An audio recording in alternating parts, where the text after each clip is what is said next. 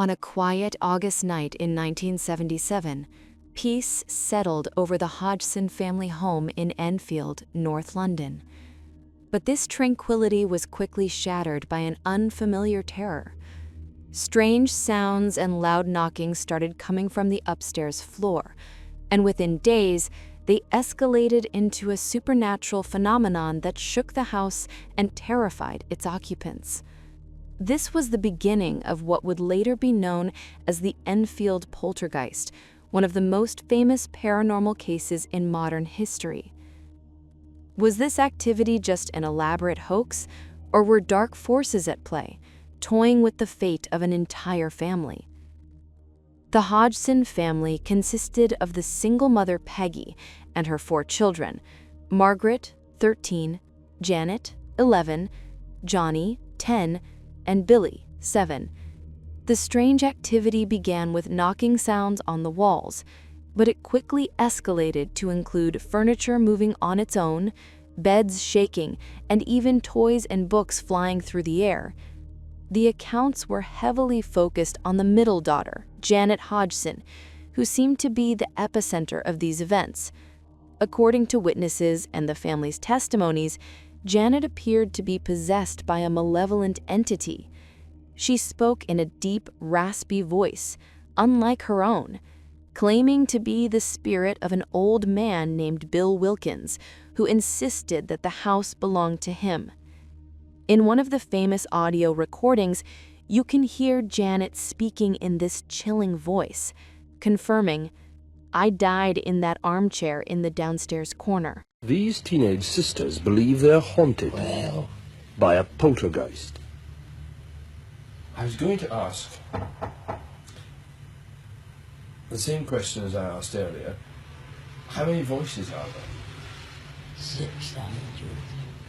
600 the voices. I know the joke. How many really are there, Margaret? I think so far we've had 10 3. sensible voices, but the rest of the names are absolute rubbish. The family turned to the police and the local community, but to no avail. That's when paranormal investigators intervened, most notably Maurice Grosse and Guy Lyon Playfair from the Society for Psychical Research.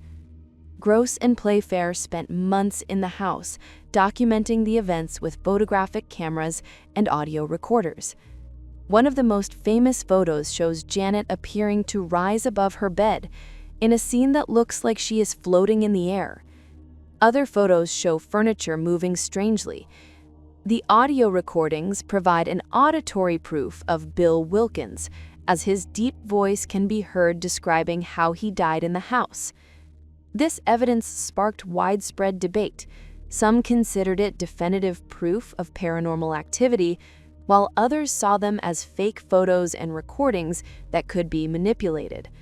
Even Ed and Lorraine Warren, the famous paranormal investigators, visited the house briefly, but their role in the real story was limited compared to what the film portrayed. After about 18 months of continuous terror, the strange events began to fade away gradually. There was no clear explanation for this sudden stop. The family continued their lives, but the scars of the experience never left them. Janet Hodgson, who was at the center of the events, spoke about the experience in later interviews. Although she admitted at one point that some of the events were faked, she confirmed on other occasions that most of what happened was real, and that she felt the presence of an evil entity around her. There was levitation, there was the voices, and then there was like incidents that happened to me that were like the curtain which wrapped itself around my neck, which was quite life-threatening for me. And it brought it home to me that this could kill you. As for the other family members, they lived a normal life away from the spotlight. Peggy Hodgson passed away in the same house in 2003, and her children are still alive today. Perhaps the most important message from this story, regardless of its truth, is the need for caution when interfering with things we don't understand. The paranormal world remains a mystery, and delving into it can lead to severe consequences. Ultimately, these events are a controversial real-life story that was adapted into a cinematic work for the film The Conjuring 2, which added a touch of excitement and drama to suit the big screen.